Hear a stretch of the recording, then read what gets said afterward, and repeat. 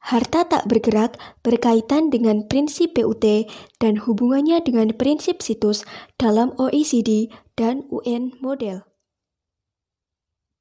Berdasarkan pasal 6 ayat 4 OECD dan UN Model, harta tak bergerak yang dimiliki oleh suatu perusahaan subjek pajak dalam negeri suatu negara atau negara D dan harta tersebut terletak di negara lainnya atau negara S dapat dikenakan pajak di negara tempat harta tersebut berada.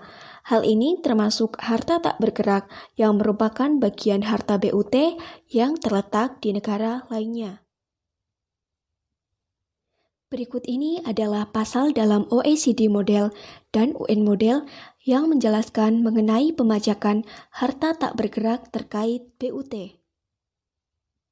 Dari rumusan pasal 6 ayat 4, baik berdasarkan OECD dan UN Model, dapat disimpulkan bahwa hak pemajakan negara S mempunyai keutamaan atas hak pemajakan negara lainnya.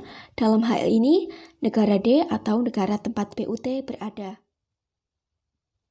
Dengan kata lain, prinsip situs lebih diutamakan dibandingkan dengan prinsip BUT. Oleh karena itu, terkait pemajakan harta tak bergerak yang berkaitan dengan BUT akan berlaku pasal 6. Sebuah perusahaan yang merupakan subjek pajak dalam negeri negara D yang memiliki harta tak bergerak yang terletak di negara S melalui BUT yang juga berada di negara S, ketika perusahaan tersebut menerima penghasilan dari harta tak bergerak tersebut melalui BUT-nya, akan berlaku ketentuan pasal 6, yaitu dengan menggunakan ketentuan pasal 6 yang ada dalam P3B antara negara D dan negara S. Akan tetapi, apabila harta tak bergerak tidak terletak di negara sumber, dalam hal ini berada di negara ketiga, maka negara sumber tidak dapat mengenakan pajak yang timbul atas harta tak bergerak tersebut, sehingga tidak berlaku ketentuan pasal 6 P3B antara negara D dan negara S.